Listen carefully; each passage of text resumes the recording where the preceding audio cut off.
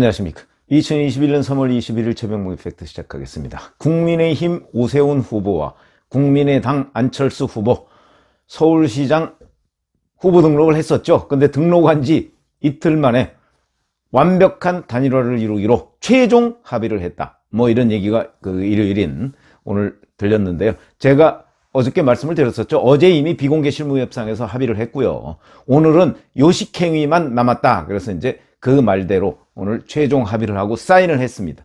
그래서 내일하고 모레 22일과 23일 이렇게 여론조사를 하고 24일 날 최종 후보를 발표하겠다. 이렇게 지금 공개가 됐습니다.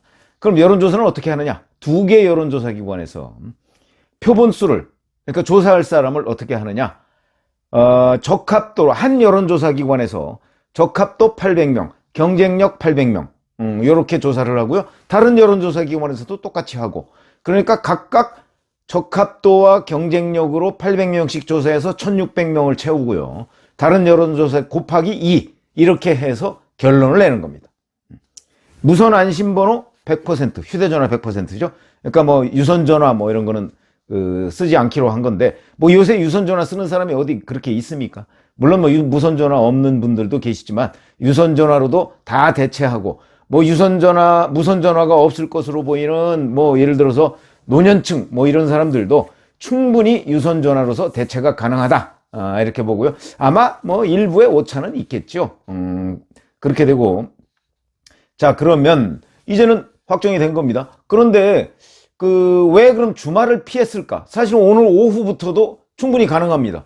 지금 합의해서 문항 작성하는 거 금방이고, 더군다나 ARS로 돌리는 거 아니겠습니까? 그러니까 충분히 가능한데 왜 그랬을까? 여기에는 아마도 국민의힘 오세훈 후보 측의 약간의 지연 전술이 작용한 것 아닌가, 저는 이렇게 분석을 합니다. 무슨 얘기냐면 주말 여론조사는 아무래도 국민의힘에 좀 불리하다 이렇게 생각을 하는 모양이죠. 뭐 그런 얘기들이 국민의힘 내부 회의에서 나왔다고 하는데, 아마 그러다 보니까 약간의 지연 전술을 펴서 결국은 월화 이렇게 이틀 동안 여론조사를 할 것으로 그렇게 지금 발표가 됐는데, 뭐 이렇게 하든 어떻게 하든 간에 뭐 민심이 어디 가겠는가 뭐 이렇게 또 얘기하시는 분도 계시겠지만, 여론조사 룰이라는 건 사실 굉장히 중요하거든요.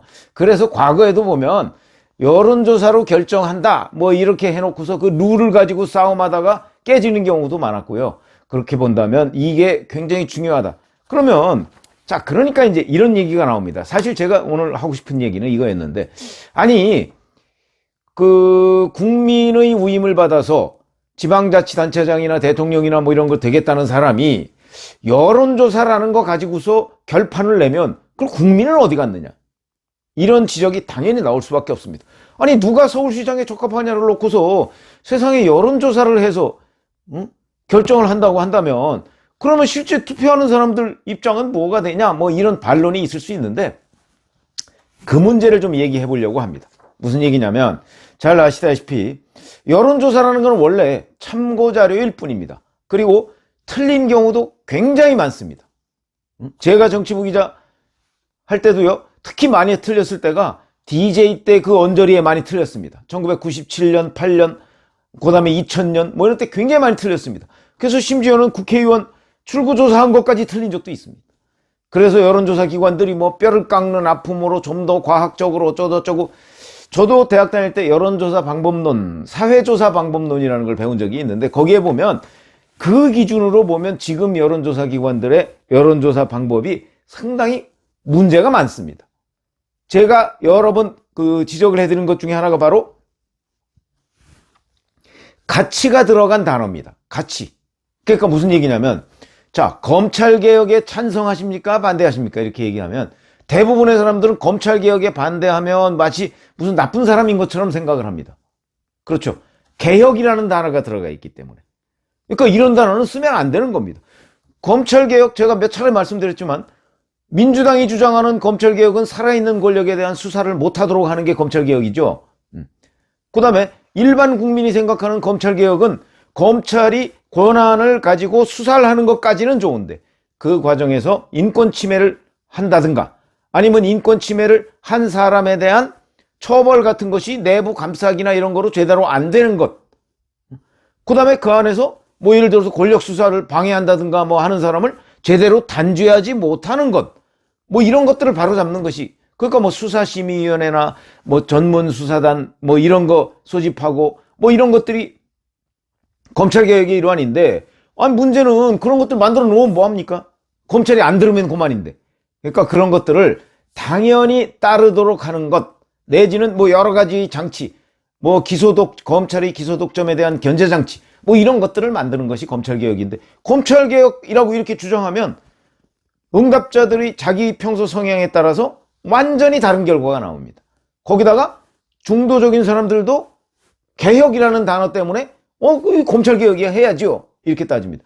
그러면 저는 이런 거 조사를 한번 해보면 어떤가 싶은 생각이 드는데, 청와대를 개혁해야 한다고 보십니까? 아니라고 보십니까? 한번 조사해보면 개혁해야 한다는 것이 거의 70% 나올 겁니다.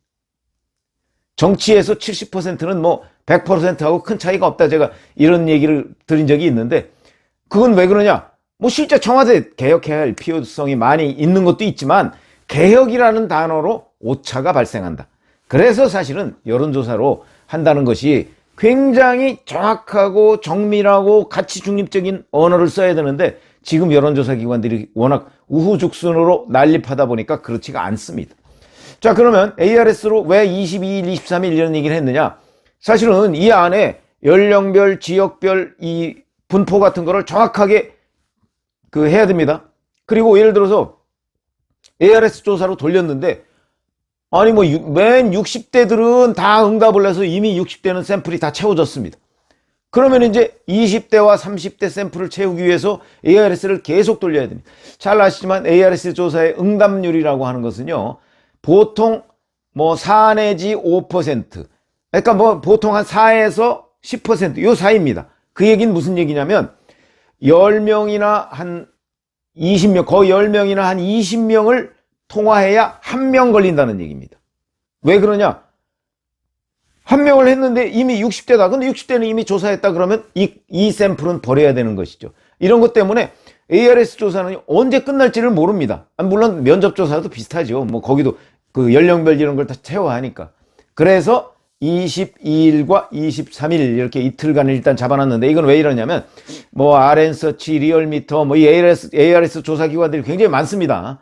근데 이 조사기관들에서 뭐 가진 노하우가 있겠죠. 그 평상시에 하던 여기에서 이제 조사를 하다 보면 요때쯤, 그러니까 무슨 얘기냐면 조사를 계속하고 뭐 연령별, 지역별, 뭐 성별 뭐 이런 거 다 채워서 표본수가 한 조사기관에서 1600개 딱 표본이 확보가 됐다. 그럼 그때 딱 끝내는 겁니다.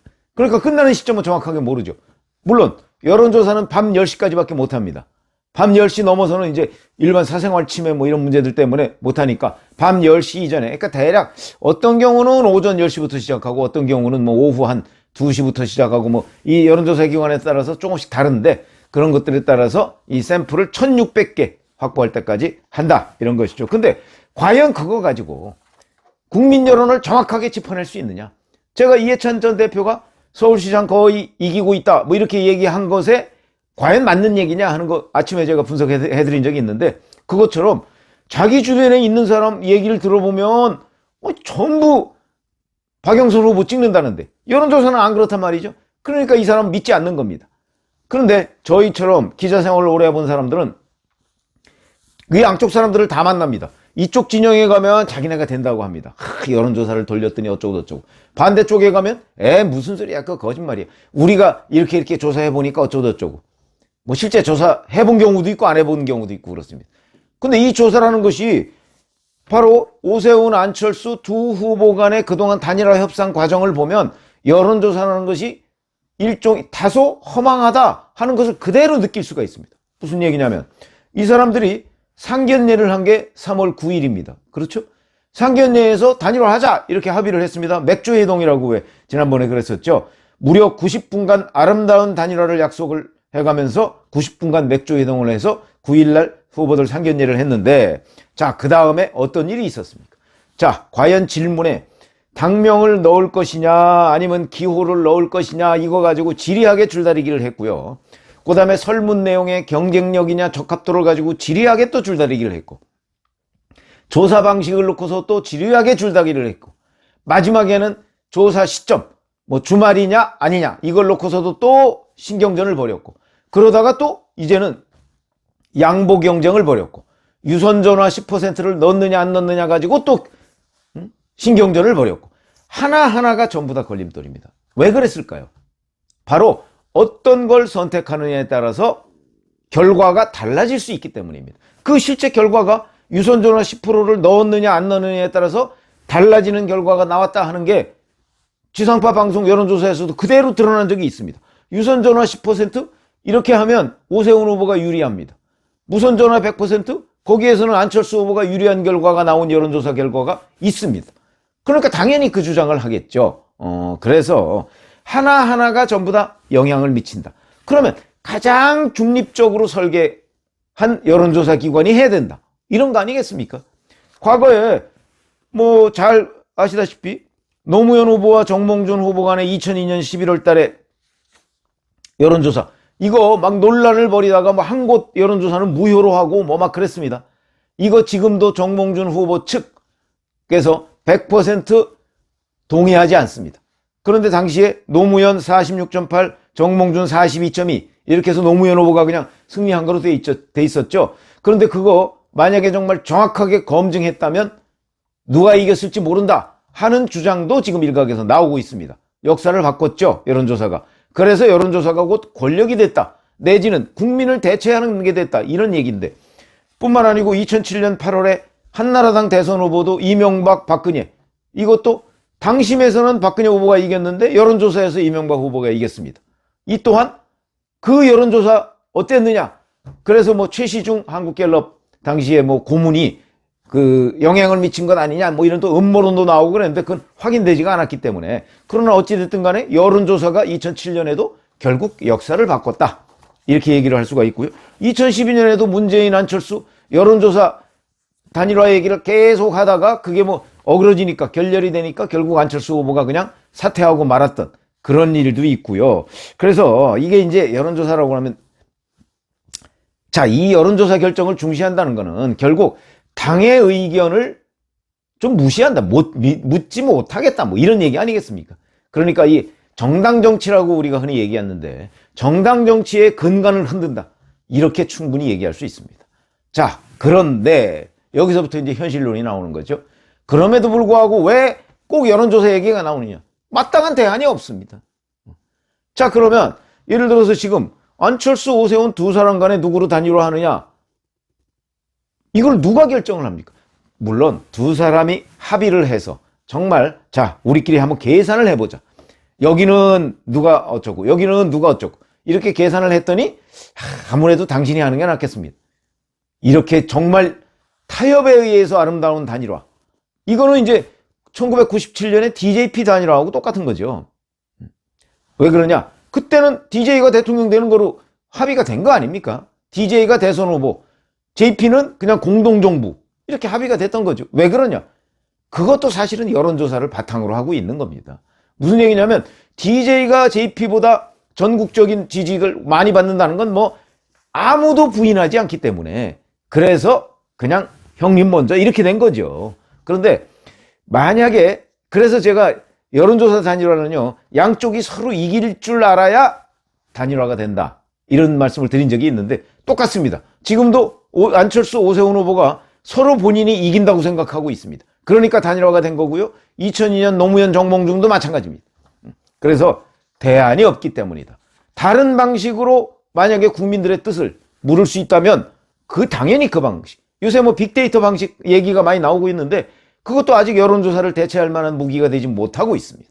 그러다 보니까 대안이 없다. 그러면 여론조사라고 100% 믿느냐? 믿을 수 없죠. 물론 여론조사가 틀린 경우가 너무 많기 때문에. 그러나 그게 틀렸다고 해서, 몇 차례 틀렸다고 해서 저거 전혀 못 믿겠다, 이렇게 나오면 그럼 곤란한 거죠. 그래서 제가 이번에 또 뭐 이제 댓글을 보니까 뭐 부정선거 하려고 하죠, 뭐 여당이, 이렇게 그 얘기하시는 분들이 많은데, 글쎄요, 부정선거 할까봐 투표를 못 하겠다 이렇게 생각한다면 그러면 뭐 민주주의 국가에서 선거하지 말아야 되는 거죠. 현실입니다, 현실. 그리고 사전선거 사전투표? 당연히 사전투표 해야죠. 해서라도 투표에 참여하는 게 중요합니다. 왜냐하면 4월 7일은 노는 날이 아니지 않습니까? 그러다 보니까 직장 다니는 사람들, 저 같은 사람들도, 저는 뭐 직장은 안 다니지만 저 같은 사람들도 예를 들어서 시간이 없을 수 있습니다. 4월 7일 날. 아침 일찍 가서 뭐 유튜브 만들고 뭐 어쩌고 하다 보면 집 근처에 와서 투표해야 될 거 아닙니까? 그래서 저는 사전투표를 하려고 합니다. 그게 부정? 저는 거기에 부정 없다. 그 감시는 국민의힘 투표 참관인들이 하면 된다. 이렇게 생각합니다. 만약에 거기서 부정선거가 있다면 국민의힘 투표 참관인들이 양심선언을 하면 됩니다. 그렇기 때문에 현실론 때문에 이렇다. 그래서 이미 여론조사는 국민을 대체하고 있다. 비극적이지만 현실이다. 이런 말씀을 드리고요. 여튼 4월 7일, 4월 7일 이전에 사전투표도 있으니까 여튼 이제 야권 단일 후보는 출발을 했다. 이렇게 생각하시면 되겠습니다. 감사합니다.